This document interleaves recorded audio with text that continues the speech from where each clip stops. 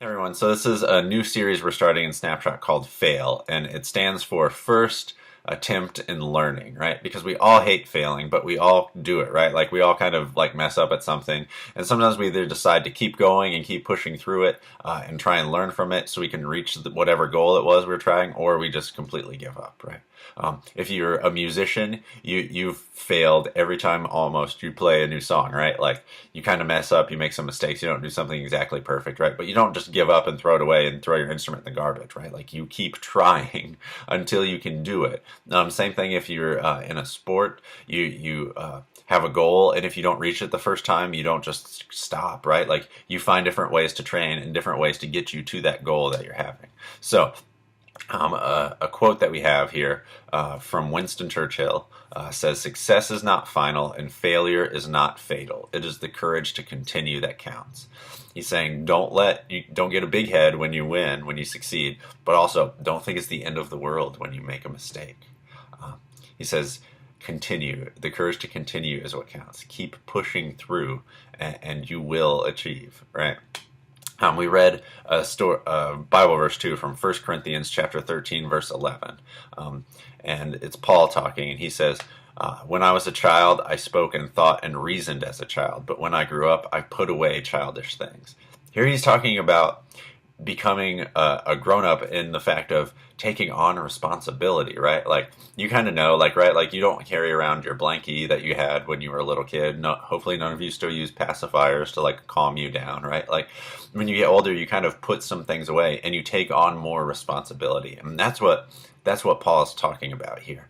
And sometimes our society does a really bad job explaining to people your age what it looks like to take on responsibility, right? We're just like, okay, you guys just go to school, do your homework, and don't get in really bad trouble.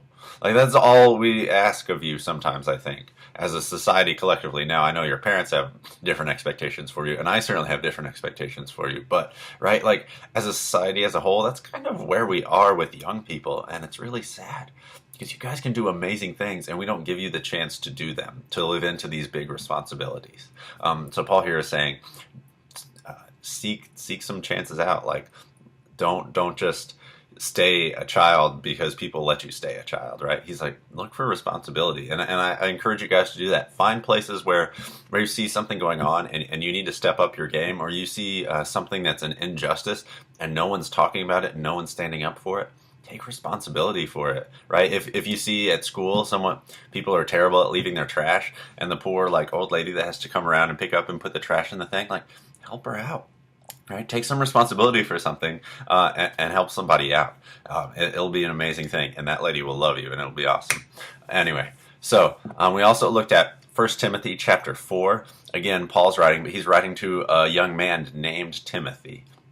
Right, and Timothy is put in charge of a big church in the city of Ephesus. So if you read in the Bible, there's a book called Ephesians. Paul went there and was one of his missionary journeys and talked to people and helped plant that church. And then he put Timothy in charge of it. And so the books of 1st and 2nd Timothy are kind of like letters that Paul's writing to encourage Timothy and teach him how to be a leader as he's a young person. So he says this in 1 Timothy chapter 4, verse 12. Don't let anyone think less of you because you are young. Be an example to all believers in what you say, in the way you live, in your love, your faith, and your purity, right? He says, don't let anyone think less of you because you're young, right?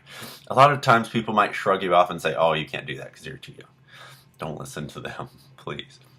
Right? If you're trying to do something good, you're not too young to do it, right? If God's put it on your heart, you're not too young to do it. Ask for help from the Holy Spirit. Ask for help from people in our group. We can help you do it. We want to help you do it. I know you guys can do amazing things, and God's put stuff on your heart. Don't be scared to try them.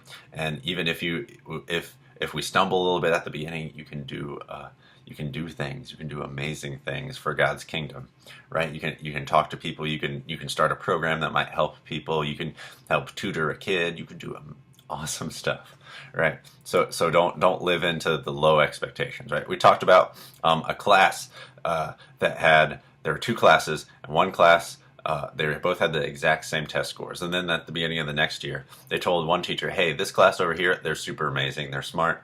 They're awesome. Push them. They'll do great. They're gifted. They're smart. So the teacher did that, and then at the end of the year, their test scores were really high because the teacher thought that they could do it and reinforcing the kids that they thought that they could do it. And then down here, there was the other class. They were like, these kids are underachievers.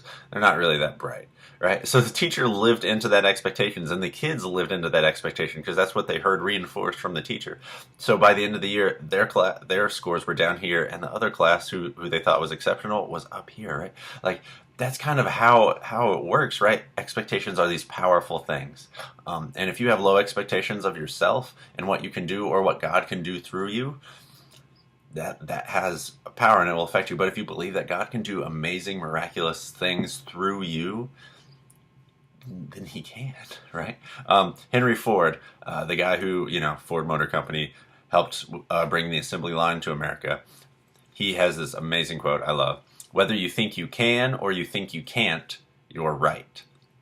He's talking about the power of expectations, right? If you believe you can do something, you probably can get it done. If you don't think you can do it, you're probably going to fail, right? Like he's talking about that. So just remember, guys, that you guys can do amazing things through Christ, and that your teenage years now are not just a vacation from responsibility, but take chances to grab responsibility and do things that will make the world around you a better place so people can see God's kingdom through the way you live.